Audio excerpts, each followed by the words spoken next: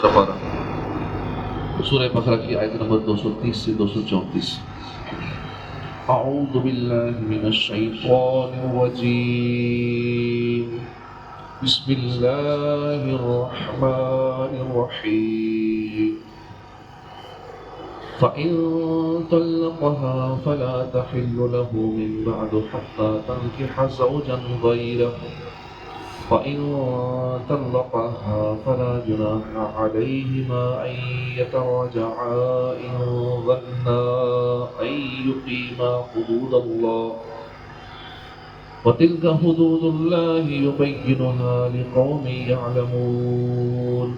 اللہ کے نام سے شروع ہوتی ہے، مہربان رحمہ والا. ترجمہ کنز العرفان.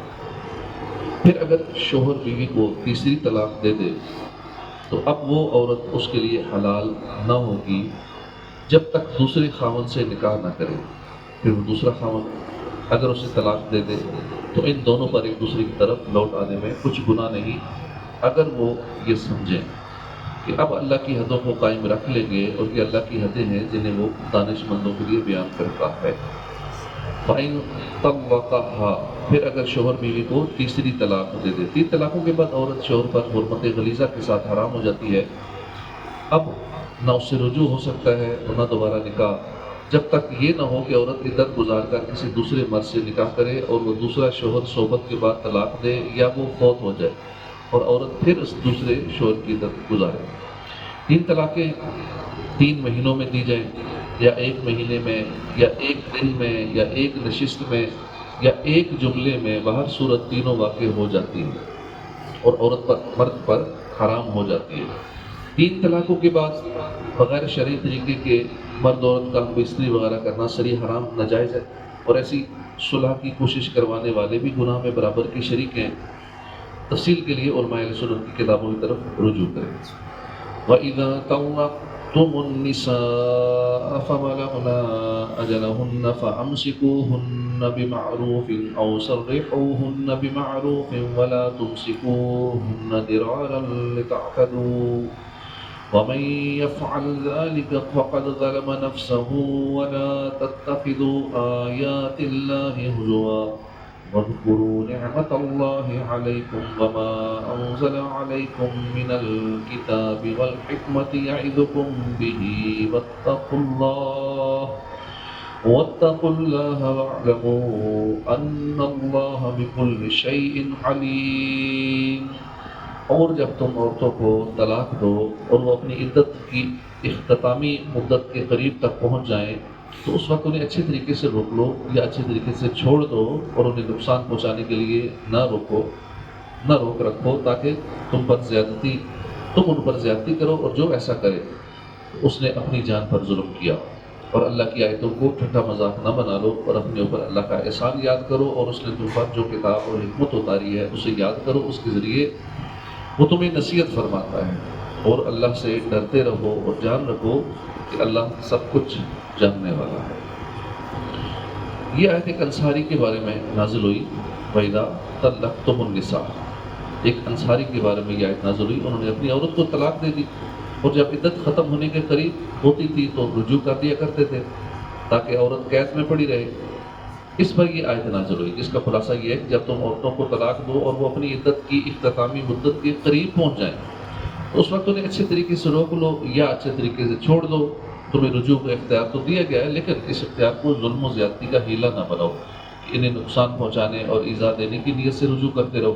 یہ فعل سراسر اللہ کی آیتوں کو ٹھٹا مذاق بنانے کے مترادف ہے، کہ جیسے مذاق میں کسی چیز کی پرواہ نہیں کی جاتی، اسی طرح تم اللہ تعالیٰ کی آیتوں کی پرواہ نہیں کرتے. اور یہ بھی یاد رکھو کہ جو اس طرح کرتا ہے وہ اپنی جان پر ہی ظلم کرتا ہے. جو حکم الہی کی مخالفت کر کے گناہ گار ہوتا ہے. تمہیں تو اپنے اوپر اللہ تعالیٰ کا احسان یاد کرنا چاہیے کہ اس نے تمہیں اسلام کی دولت عطا کی اور سید الانبیاء صلی اللہ تعالیٰ علیہ وآلہ وسلم کا امتی بنایا. تمہیں تمہاری عبادات، معاملات اور معاشرت کے طریقے سکھائے. تمہیں تو اللہ کی عطا کردہ کتاب اور حکمت کو یاد کرنا چاہیے اور اللہ تعالیٰ کی نصیحت پر عمل کرنا چاہیے. زندگی کے تمام معاملات میں اللہ تعالیٰ سے ڈرتے رہنا چاہیے. کائنات میں تمہاری اپنی بیویوں پر ظلم و ستم اور احکام شریعہ کی مخالفت کو اور کوئی نہ بھی جانتا ہو، اللہ تعالیٰ تو جانتا ہے.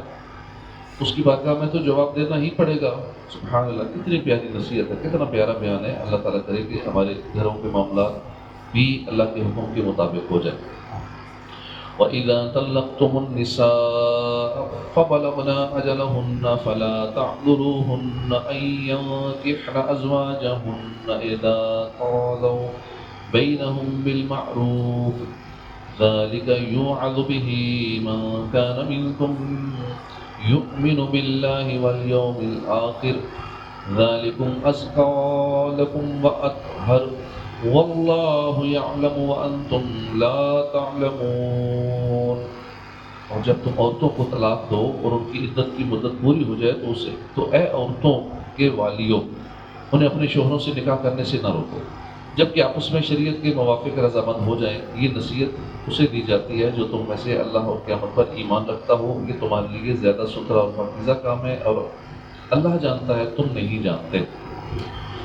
وَإِذَا طَلَّقْتُمُ النِّسَاءَ، اور جب تم عورتوں کو طلاق دو۔ حضرت معقل بن یسار رضی اللہ عنہ کی بہن کا نکاح عاصم بن عدی کے ساتھ ہوا تھا، انہوں نے ایک طلاق دے دی، لیکن عدت گزرنے کے بعد پھر عاصم نے نکاح کی درخواست کی تو حضرت معقل بن یسار مانے ہوئے، ان کے حق میں یہ آیت نازل ہوئی۔ آیت کا خلاصہ یہ ہے کہ جب کسی عورت کی عدت گزر جائے اور عدت کے بعد وہ عورت کسی سے نکاح کا ارادہ کرے، خواہ وہ کوئی نیا آدمی ہو یا وہی آدمی ہو جس نے طلاق دی تھی، تو اگر وہ مرد و عورت باہم رضامند ہیں تو عورت کے سرپرستوں کو بلا وجہ منع کرنے کا حق نہیں ہے۔ اس حکم کی اہمیت کو واضح کرنے کے لیے فرمایا کہ یہ ہر اس آدمی کو نصیحت کی جا رہی ہے جو اللہ تعالیٰ اور آخرت پر ایمان رکھتا ہے۔ مزید فرمایا کہ اس حکم پر عمل کرنا تمہارے لیے زیادہ پاکیزگی اور طہارت کا باعث ہے، کیونکہ بعض اوقات سابقہ تعلقات کی وجہ سے عورتیں غلط قدم بھی اٹھا لیتی ہیں جو بعد میں سب کے لیے پریشانی کا باعث بنتا ہے۔ اس لیے عورتوں کو مزید نکاح سے بلا وجہ منع نہ کرو، تمہاری حقیقی حکمت و مصلحت کو تم نہیں جانتے، اللہ جانتا ہے۔ یہ یاد رکھے اگر عورت غیر کفر میں بغیر اجازت ولی نکاح کرے تو وہاں اولیاء کا حق ہوتا ہے۔ تفصیل کے لیے بہاری شریعت کے ساتھ میں کفر کا بیان اس کا مطالعہ کریں۔ والوالدات يرضعن أولادهن حولين كاملين لمن أراد أن يتم الرضاعة وعلى المولود له رزقهن وكسوتهن بالمعروف لا تكلف نفس إلا وسعها لا تضار والدة بولدها ولا مولود له بولده وعلى الوارث مثل ذلك فإن أراد فصالا عن تراض منهما وتشاور فلا جناح عليهما وإن أردتم أن تسترضعوا أولادكم فلا جناح عليكم إذا سلمتم ما آتيتم بالمعروف واتقوا الله واعلموا أن الله بما تعملون بصير۔ اور مائیں اپنے بچوں کو پورے 2 سال دودھ پلائیں، یہ حکم اس کے لیے ہے جو دودھ پلانے کی مدت پوری کرنا چاہے، اور بچے کے باپ پر رواج کے مطابق عورتوں کے کھانے اور پہننے کی ذمہ داری ہے۔ کسی جان پر اتنا ہی بوجھ رکھا جائے گا جتنی اس کی طاقت ہو۔ ماں کو اس کی اولاد کی وجہ سے تکلیف نہ دی جائے اور نہ باپ کو اس کی اولاد کی وجہ تکلیف دی جائے، اور جو باپ کا قائم مقام ہے اس پر بھی ایسا ہی حکم ہے۔ پھر اگر ماں باپ دونوں آپس کی رضامندی اور مشورے سے دودھ چھڑانا چاہیں تو ان پر گناہ نہیں، اور اگر تم چاہو کہ دوسری عورتوں سے اپنے بچوں کو دودھ پلواؤ تو بھی تم پر کوئی مذائقہ نہیں، جبکہ وہ جو معاوضہ دینا تم نے مقرر کیا ہو وہ بھلائی کے ساتھ ادا کر دو اور اللہ سے ڈرتے رہو اور جان رکھو کہ اللہ تمہارے کام دیکھ رہا ہے۔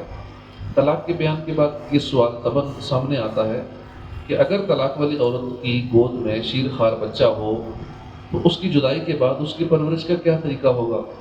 اس لیے حکمت کا تقاضا تھا کہ بچے کی پرورش کے متعلق جو احکام ہیں ماں باپ کے وہ اس موقع پہ بیان کر دیے جائیں، لہٰذا یہاں ان مسائل کا بیان ہوا۔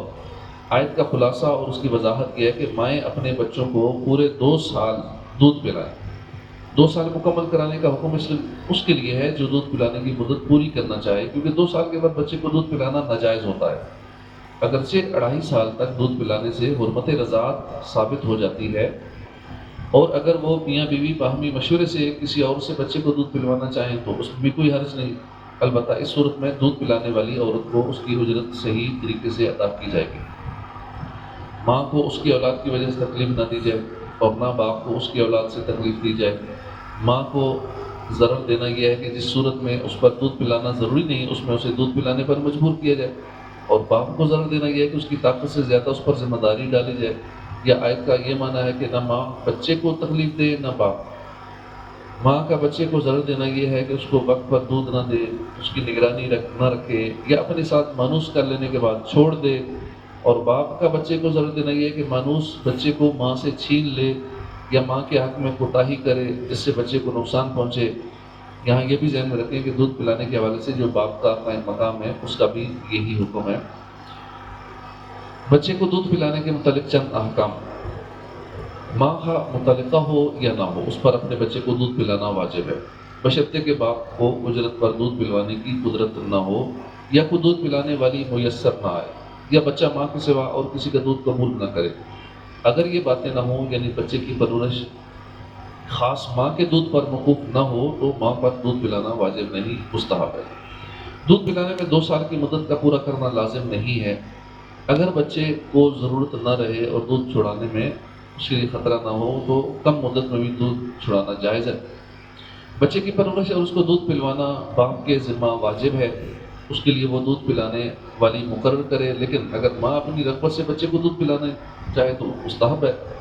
شوہر اپنی بیوی کو بچے کے دودھ پلانے کے لیے مجبور نہیں کر سکتا، اور نہ عورت شوہر سے بچے کے دودھ پلانے کی اجرت طلب کر سکتی ہے جب تک کہ اس کے نکاح یا عدت میں رہے۔ اگر کسی شخص نے اپنی بیوی کو طلاق دی اور عدت گزر چکی ہو تو وہ اس سے بچے کے دودھ پلانے کی اجرت لے سکتی ہے۔ بچے کے اخراجات باپ کے ذمہ ہوں گے نہ کہ ماں کے ذمہ۔ آج سے یہ معلوم ہوا کہ بچے کا نسب باپ کی طرف شمار کیا جاتا ہے، کیونکہ اللہ تعالیٰ نے مولود یعنی بچے کو لہو یعنی مذکر کی ضمیر کی طرف منسوب کر کے بیان فرمایا، لہذا اگر باپ سید ہو اور ماں غیر سید ہو تو بچہ سید ہے۔ باپ سید ہو ماں غیر سید ہو تو بچہ سید ہوگا کیونکہ اس کا باپ سید ہے، اور اگر باپ غیر سید ہو ماں سیدانی ہو تو بچہ غیر سید ہوگا،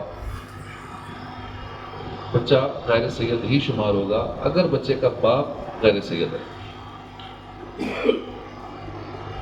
فعلی الوارث مثل ذلك، اور جو باپ کا قائم مقام ہے اس پر بھی ایسا ہی ہے، یعنی اگر باپ فوت ہو گیا ہو تو جو ذمہ داریاں باپ پر ہوتی ہیں وہ اب اس کے قائم مقام پر ہوں گی۔ والذین یتوفون منکم ویذرون ازواجا یتربصن بانفسہن 4 اشہر وعشرا فَإِذَا بَلَغْنَ أَجَلَهُنَّ فَلَا جُنَاحَ عَلَيْكُمْ فِيمَا فَعَلْنَ فِي أَنفُسِهِنَّ بِالْمَعْرُوفِ وَاللَّهُ بِمَا تَعْمَلُونَ خَبِيرٌ۔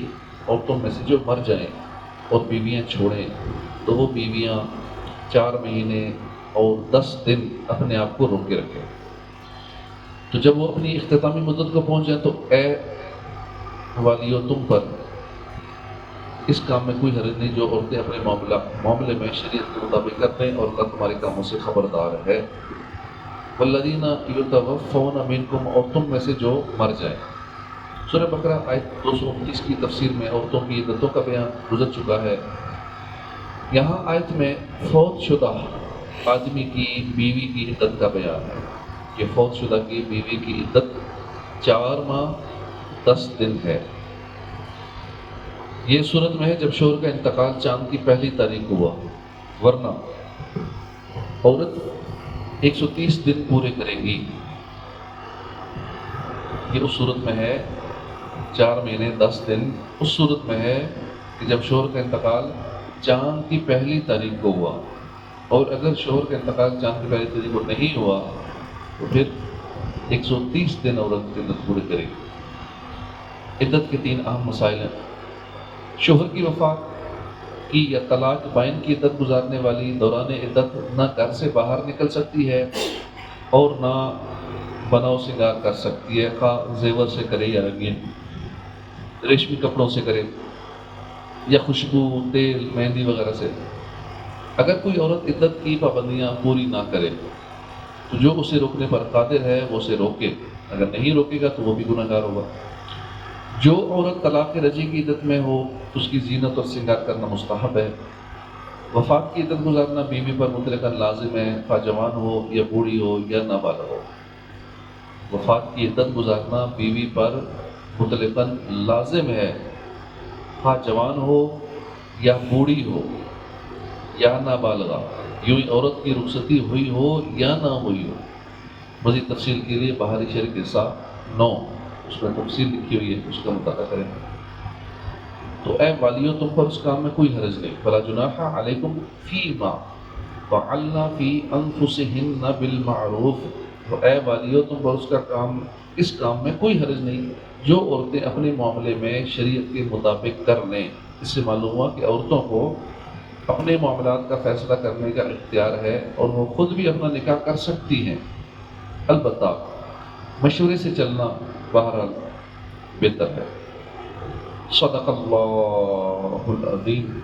صلو علی الحبیب صلی اللہ تعالی علی محمد صلی اللہ علیہ وسلم۔